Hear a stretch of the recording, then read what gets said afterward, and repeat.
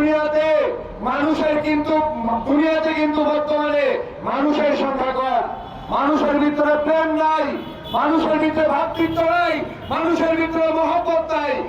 এক ভাই আরেক ভাইয়ের উপরে আঘাত করে, এক ভাই আরেক ভাইকে হত্যা করে আনন্দ পায়, কিন্তু ইসলাম আমাদের এই শিক্ষা দেয় না।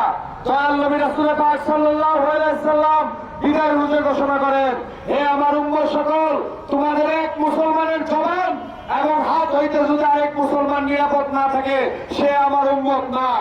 এবং রাসূলুল্লাহ বললেন যে তোমাদের প্রতিবেশী যদি অমুসলিম হয় আর তোমরা যদি উপরপূর্তি করে খাও, তোমরা আমার উম্মত না।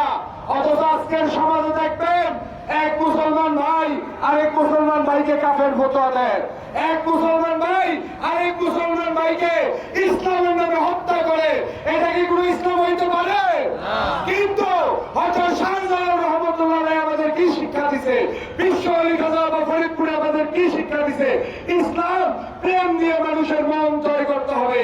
সেই প্রেমের ভিতরে মানুষের হৃদয়ের ভিতরে গোলাপ ফুলের মালা গাঁথতে হবে। আজকে সেই ইসলাম দেখা যায় না, সেই ইসলাম শুধু দেখা যায় ওলি আল্লাহদের দরবার শরীফে। তাই আমরা যারা যাকে পার্টি করি, আমরা বাবা শাহজালাল রহমতুল্লাহ পার্টি করি, আমরা শাহজালাল রহমতুল্লাহ পার্টি করি।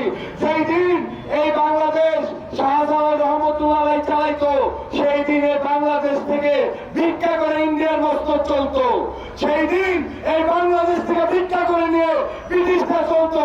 কিন্তু আজকে দেখেন, আজ থেকে 200 বছর আগে, আমরা আজ থেকে